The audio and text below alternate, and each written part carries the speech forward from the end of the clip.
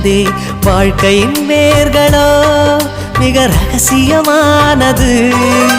ரகசியம் காண்பதே நம் அவசியமானது. தேடல் உள்ள உயிர்களுக்கே தினமும் பசி இருக்கும். தேடல் என்பது உள்ளவரை வாழ்வில் ருசி இருக்கும்.